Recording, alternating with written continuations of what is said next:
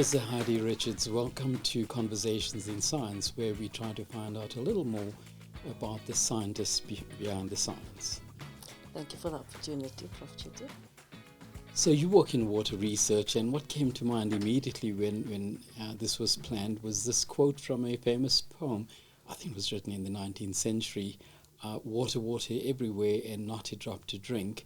Now that was written, I think, in the context of sailors out to sea, but is this a fair description of the situation, particularly in Gauteng, but perhaps more generally in South Africa, that we have ample water, but it's just not being managed carefully enough in terms of the infrastructure, but also issues around pollution is a problem?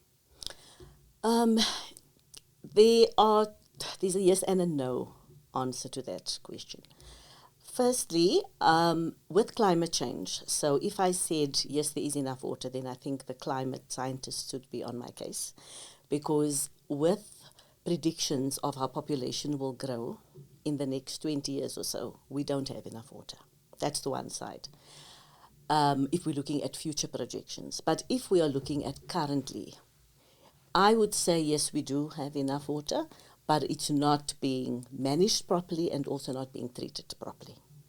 So what are the main things that we should be doing then? In my opinion, I do research in a very niche or rare type of treatment methodology using membranes, polymeric membranes.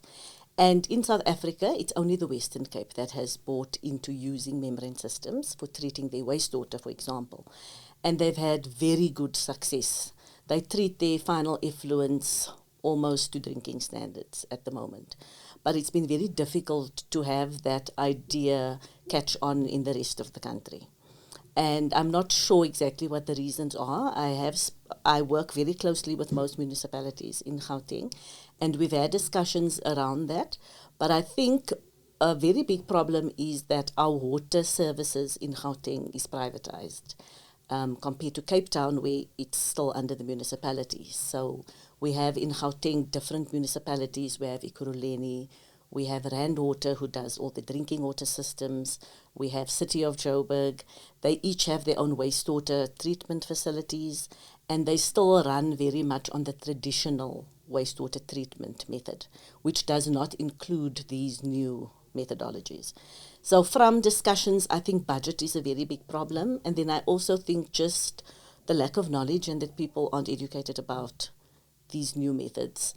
And that is actually one thing that I thought about that I'd like to do, is to go out and educate them more and show them what is achievable if they were just to try and even pilot a small plant. But education has to be very key, isn't it? A lot of the pollution that we have is in our water systems, particularly in the urban areas, is pollution that we could really avoid if folk were sufficiently aware of the impact of their actions. I find industries and even ordinary folk in society not caring enough about our precious water resources. How do you feel we can change the mindsets of ordinary people around the importance of water and securing our water resources?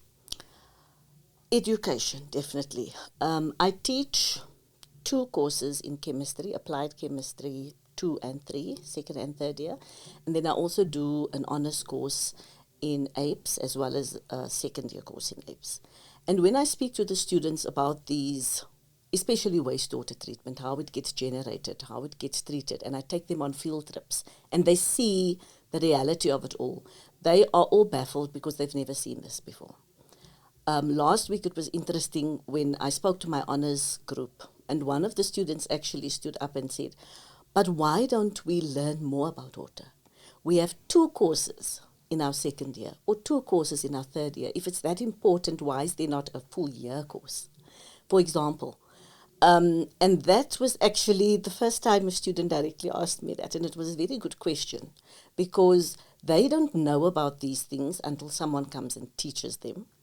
And until I arrived at Wits, there wasn't anyone with a background in wastewater treatment specifically that could teach this course. So I find that I'm actually teaching more in apes than in chemistry at the moment, but it's fine because I love it.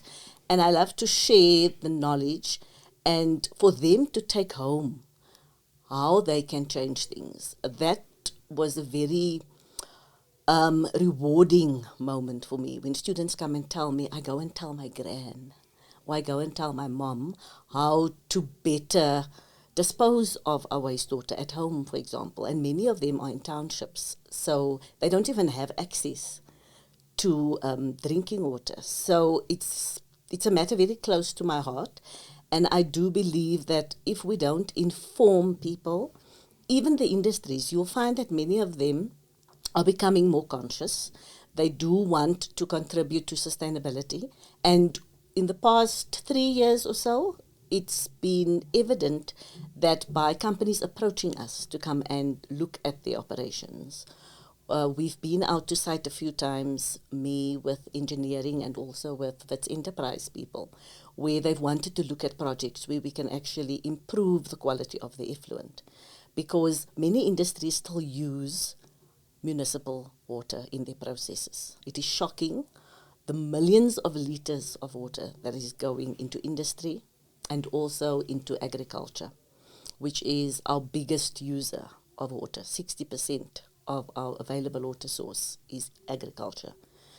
So I'd like to, with my research, try and treat water to a point where it can be reused, either for industries to use back into their processes or even for irrigation purposes. But you need to reach those standards that's set by the World Health Organization.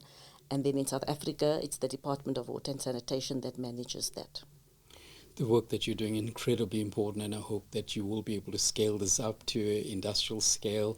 But where did it start for you so many years ago? Then I know you grew up in the Western Cape, a little town, little village just outside Paarl, a very beautiful part of the world. What were the circumstances under which you grew up, and who do you credit for inspiring you into a very successful career in science? I grew up as the eldest daughter to two educational people, very educational. My mom was an English teacher and my dad was a school principal. So immediately, very strict, high expectations, always. So I actually had no choice but to always work hard and to always be winning all the awards, and it was always a lot of pressure. But if I look back, it actually made me a stronger person, and it helped me to overcome challenges that came on my way. But I started out at a primary school in Idas Valley in Stellenbosch. During my schooling years, we were still in the apartheid era, so there were lots of disruptions in high school. But school years were tough. And then in 1992, when I started matric, schools started opening. So Model C schools and other, I don't even know how to put it, but us coloureds and black students were allowed to now go into the white schools. And my dad, as someone who believed in good education, he immediately moved my sisters to a girls' school, and he wanted to move me, and I decided no, because I just felt to move in matric. No. I was deputy head girl at my school in matric, and I was one of the top performers, and I guess also a bit uncertain about the level of education. Would I be at the same level? Would it disadvantage me when I applied to varsity? There was just so many things to consider. So I didn't go. And I matriculated at my high school at Lukhof High, and I was accepted into Stellenbosch. But I actually applied for medicine, and I was accepted for medicine initially, but then my maths mark was not great. I'm not a good mathematician. I hate maths. So I decided to do BSc. And the idea was after BSc, we'll go back into medicine, and that just never happened, because I became familiar with biochemistry. So I actually did my master's in biochemistry and not chemistry, because I always wanted to merge the chemistry with biology. And I did physiology as well. at university. And when I reached my master's year and I had to decide about projects, we had a very dynamic biochemistry department at Stellenbosch. It wasn't just focused on cell biology. We had a division for water research. We had a division for peptide synthesis. It was very diverse. And as luck would have it, I ended up in the water research division, where I was introduced to membranes. And that was where my journey into water treatment and using membranes specifically started. Fantastic. What an amazing journey. You might not have gotten into medicine, but we're certainly very glad that we have you here at Wits University working on such an important area of water research that is so very impactful. But if I can go back to those difficult years, because I identify so strongly with what you've said, schools being disrupted through boycotts and political disruption, but you had to remain very focused on your own academic work. That called for an awful lot of introspection, a lot of self-discipline. How did you find it within you to have the strength to persevere despite all of what was happening around you? It must have been difficult. I think with the parents that I had, it wasn't that difficult. I had a thought also during the week that in those years, most of our parents became teachers because that was the only avenue, I think, Both for my them. parents were teachers. Oh, you see. So I think if they had more opportunities, they would have probably done a lot more. And my dad always said I take after my mom because she was the clever one. But I think that if she could have done things differently, she was a very good teacher. And even after retirement, she went back to school to help kids. So I do believe that was her calling. But she was my biggest force, pushing me to be better.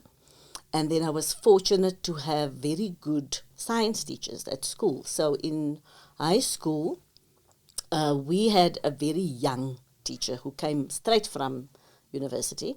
We were her first class. And I immediately could identify with her because she was young. She made science interesting. And until today, we are still friends.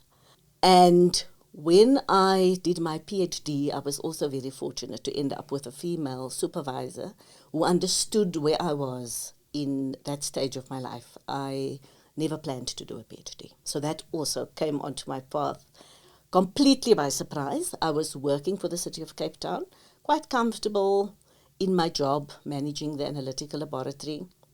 And my manager called me in one day to say, the University of the Western Cape has an opportunity. They're looking for someone with a background in membranes to do a PhD. Are you interested? And I said, no. I've got a 2-year-old and a 4-year-old at home. There is no way I can do this. And I went home and I thought about it. And everybody kept telling me, but we think you should do it because you've got support from work. And who's going to hand you a PhD to do with a bursary? And I decided to do it. Oh, it was tough. But I had a very supportive husband who could help me and sit up with me late at night when I had to be writing papers or compiling data. And my kids were small, but I think by now they can see they have a mom who's a workaholic, which is not always good. But I do push. I work very hard to achieve my goals and what I've set out for myself. And Professor Priscilla Baker, who recently won a very prestigious L'Oreal Award as a female scientist in Africa, she was my PhD supervisor. She supported me. She understood when things got difficult because she was in a very similar situation. And that support helped me a lot. And I think when I started in academia, that was my aim, to be there for my students like I had the support from my supervisor. And actually most of my PhD students and master students have all been female. So I think they've found that connection with me, to me. I've become a mother, a therapist, a banker, everything else that I need to be for them. And that for me is the greatest reward. in my job. Well, thank you for sharing this very, very inspiring story. I take a couple of things out from what you've shared with us. For one thing, it's not all that easy to succeed as a woman in science. I'd like to think that we're a lot better now. But there are barriers, implicit and explicit, maybe not always clearly understood, but certainly the importance of having role models around you and people who are supportive. But also, through the apartheid years, I agree with you that on occasion, it was not generally the case, but we did have teachers that were incredibly dedicated, who worked so very hard to ensure that the next generation of students succeeded. And you're, of course, a success story in that way. But today, I don't see enough of that. I just don't see enough dedicated teachers or well-qualified teachers who are able to teach the next generation of scientists. How can we rectify that? That's such a difficult question. Because both my kids decided not to do science. And I do think that it is, to a very large extent, due to teachers.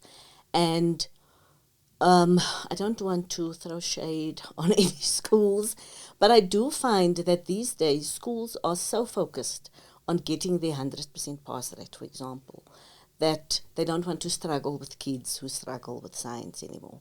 The kids just get told in grade 11, I think you should drop that and do business studies. That's what happened to my son, although he loved science. But people don't want to struggle. And my daughter started hating science because she had a teacher who couldn't teach her a certain concept that I could teach her in an hour. And I do agree that I'm not sure if teachers become teachers for the right reasons anymore. I think many times it's just a paycheck, and that passion that our parents had to teach is definitely lacking. And by the time kids come to university, they've already decided what they want to do, and it's difficult for us to change that. So it was nice that I could get involved with doing some motivating at schools, and it was due to my kids, where I could speak to girls especially about science. And what was interesting was when I did the presentation, after it my daughter said to me, wow, Mommy, now I know what you do. And I realized that we don't talk enough at home about what we do and why we do what we do, because she was very proud to see, I never knew you did all this. And her friends thought I was just the coolest person ever. And I'm glad to say that some of her friends are in chemistry now, and they actually want to study chemistry. So I think that that is something that we should do more, because Wits marketing goes out a lot, and they go to schools and they advertise courses, but they very seldom have the experts with them to explain what we do. And that is crucial, because my daughter has come home with pamphlets and she likes this university or they offer this course, but she's never heard anyone talk about it. And I think that knowledge, again, it is education, but educating students and school kids about what it is that we actually do, because many of them don't have an idea. Thank you very much. I think we're trying to make a difference in that way, and what you suggest is something that the faculty and the universities is giving more attention to, and I hope that we will be more impactful in this way. I agree with you entirely that we do need expert scientists like yourself meeting directly with students and inspiring them and getting them to understand the importance of science for development in society. Professor Heidi Richards, it's been so wonderful chatting with you today. I wish you all the very best, and thank you for being the fantastic role model that you are. Thank you.